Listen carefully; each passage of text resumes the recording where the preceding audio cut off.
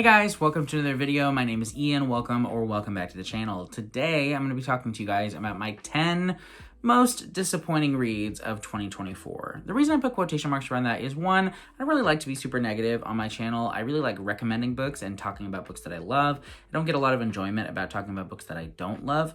So I really want to phrase this more as books I didn't enjoy, but that you might, because honestly, all of these books I've heard good things about from at least a handful of people. So take these books with a grain of salt, because if these books just sound good to you, you should check them out, because my taste isn't the right taste. It's just mine. And so I would love it if you found a book from these that you enjoy, but these aren't ones that I did. Before we jump in, it would mean so much to me if you would like and subscribe. If you haven't already, I post videos two to three times a week, and I would love it if you stuck around. We're gonna go ahead and jump in without any further ado. Okay, so first up is the book that I probably have the most negative feelings about, maybe, and that is the Rom-Commers by Katherine. I'm gonna go ahead and leave a link to my video review down below, in which I did get a little bit salty because this book was just kind of ridiculous for me personally. This is a book about a pair of screenwriters. Really, one of them wants to be a screenwriter, the other one is an accomplished screenwriter, and through a series of wild circumstances, they end up having to work together, kind of also having to live together at the same time. It's ridiculous. And the concept aside, it's not just that. There's also just the miscommunication trope so much throughout this book. It doesn't happen just one time or two times. It happens 3 times, you guys. 3 times. And I get very salty about it in my opinions in my review video that I'll leave linked down below. I don't need to spend any more time talking about this book. This is the last time you'll hear me talk about this book on this channel, okay? But yeah, go check out my video review down below if you want. I know this book is quite beloved by a lot of people, and that's wonderful. If you could just shut your brain off and not think about the miscommunication trope so much, that's awesome. But I couldn't, so that's that. Next up is one that I really was looking forward to, and while I did enjoy it somewhat, it wasn't really what I expected, and I didn't love it as much as I thought I would. That is Clown in a Cornfield by Adam Caesar. So this is the first book in the Fredo the Clown series. I think it's 3 books now. Or Frendo. I think it's Frendo, not Fredo. Who is Fredo? Frendo. Anyway, so this is like supposed to be a YA kind of like classic slasher vibe story, and it kind of is. There's definitely a twist in there that I actually did kind of like, but ultimately my frustration was with the utilization of the clown character, because it's literally called Clown in a Cornfield, and that's what the sequels are, like Clown in a Cornfield 2, Clown in a Cornfield 3, and then whatever else they're called. But it's about a clown in a cornfield, and the clown wasn't really clown-like. Like, it was really just a person wearing a clown mask, and it didn't feel like a clown. It just felt like some random person wearing a clown mask. So I wasn't really thrilled by this book. I know it's YA, so I didn't necessarily expect it to be like super horror filled, but overall I just kind of felt super meh on it, and I wanted to really love it, so kind of bummed about that. Next up is The Last Word by Taylor Adams. This book is so weird. It's so weird. So in this, we follow a reviewer who leaves a bad review of an author's book online. They kind of get into a heated argument with the author over the review online, and then the author kind of comes for them. And that's the general concept of this book. It's like a reverse Misery, where instead of the fan coming after the author comes after the fan. And that idea sounded good, but this book is just so ridiculous, you guys. It's so ridiculous, especially like the antagonist, the author, is just so silly. Like, it's so silly. And so I think if you go into this book with that understanding that you're gonna get like a silly reading experience, then maybe you'll enjoy it more than I did. And a lot of people do enjoy it. A lot of people I know enjoy it. But this is just one that was not what I expected, and not in a good way. I ultimately did end up liking certain things about it, and so my rating for it was like a 3 or 3.5, I think. I can't recall exactly. But it kind of saved itself in the end, but overall I was just really like baffled by the execution of the story. So strange. Next up is The Night We Lost Him by Laura Dave. I read this book in September, maybe. I don't remember a single thing about this book. And that's what sucks about it. That's kind of harsh, but this book is so forgettable. It's supposed to be a mystery thriller type book, but there's nothing really thrilling about it. And the mysteries are not compelling, and neither are the characters. This was like my last go with this author. She also wrote The Last Time I Saw Him or something like that, which is quite popular. But this was her new release, so I did decide to go ahead and read it, and I did review it, which is crazy. The fact that I read a book and reviewed it less than 6 months ago, but I literally don't remember mostly anything about it. I think it's about like her dad disappears, maybe?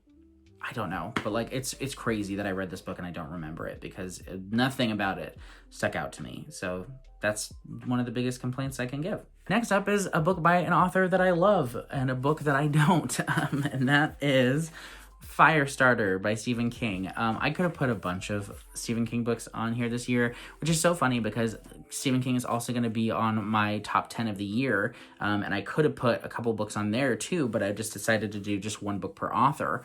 But Firestarter, I think I had the highest expectations for and was let down the most, because I read this book thinking it was, like a classic Stephen King book, one of his staples, one that I was really going to love, and ultimately I just didn't really care about the characters. The first half of the book was really strong, and then the second half was just like a big deflating balloon for me. Did very little for me, and so unfortunately just not my favorite, definitely on the lower end for me for Stephen King, particularly like of his older books, but yeah, at least I read it. Next up is one that kind of makes me mad too. So I just had a bad year for romance books, you guys. I really did. But this book is One True Loves by Taylor Jenkins Reid, an author who typically I enjoy quite a bit. This book is interesting. No, it's not. So we have a character who was married and her husband, his helicopter disappeared over the ocean, so he's believed to be dead, and so she grieves him and eventually moves on. 5 years or so later, she is now engaged to this other man, and she's happy. She's finally healed a lot, and then her husband shows up. He's alive, and so now she's torn between these two people who she absolutely loved at some point in her life, and she has to decide which of these two people she's going to build a life with again, and I think it's so dumb. So dumb. The main character made me so mad because she drags these two poor men along for so long. And the things she does to make up her mind are yucky, in my opinion. It was so frustrating. And it was also very, to me, quite clear who she was going to go with. Pretty early on in the book, maybe halfway, but this book makes me mad, and I could talk spoilers, but I won't. This book, it makes me mad. Okay, we're gonna move on because, okay, that's it. That's the last, super negative opinion I have. Everything else is just kind of meh. So that's good. Okay, next up we have Bookshops and Bone Dust by Travis Baldree. This is the prequel to Legends and Lattes.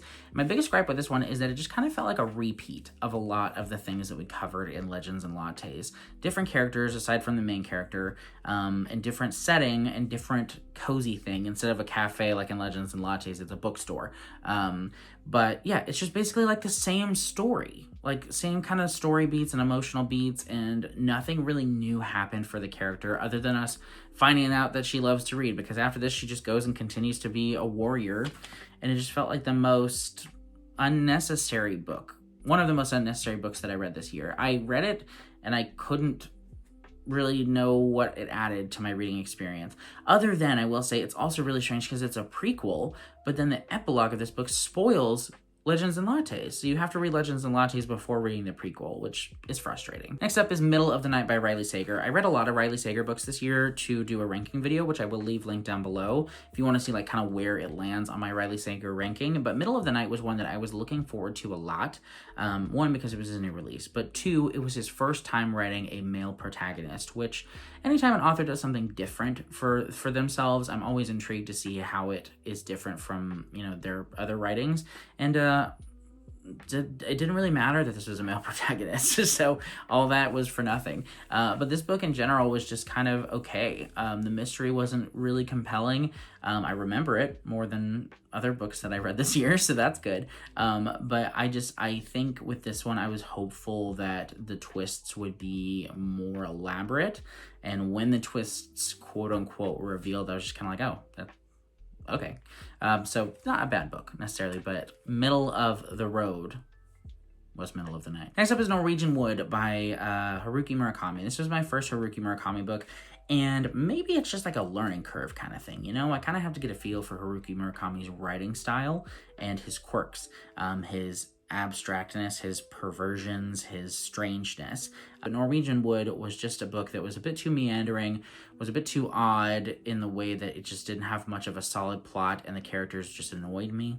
So not necessarily a bad book. There definitely were some great moments through Norwegian Wood, and I can understand why some people like it, but for me personally, it just didn't hit. It just didn't hit. And the last one, my 10th thing to mention in this video, is the Reckoner series by Brandon Sanderson. So this is his YA superhero trilogy, quote unquote, because it's also like, there's been like a follow-up novella, maybe, or maybe it is a novel called Lux. But that's one that I haven't read yet, and I don't plan to necessarily. It was originally just a trilogy, and like I said, it's YA. So definitely had a little bit of a different feel to Brandon Sanderson, although he doesn't go like too heavy on adult stuff in his books anyway. So really, it was just like a young adult character. But the first book really intrigued me with this one. It had some dark moments, it had some really exciting moments, and some good kind of like twists. And the world itself was one that I was excited to explore. And then it just kind of felt like this should have been a standalone, because books 2 and 3 got progressively less interesting. That by the time I finished book 3, I was just so finished with the series, because it wasn't fun. And I think this is the type of trilogy that really should be fun. So I do recommend the first book, Steelheart. I had a good time with it, but the other ones, eh. That's all for this video, guys. Thank you so much for watching. I hope that if one of these books sounds good to you, you check it out anyway, because I'm just one person on the internet with opinions. There are a lot of other people on the internet with different opinions that may match yours differently and better. Thank you so much for watching. Hope you enjoyed. Like and subscribe if you haven't already and you care to, and I will see you in the next video real soon. Bye.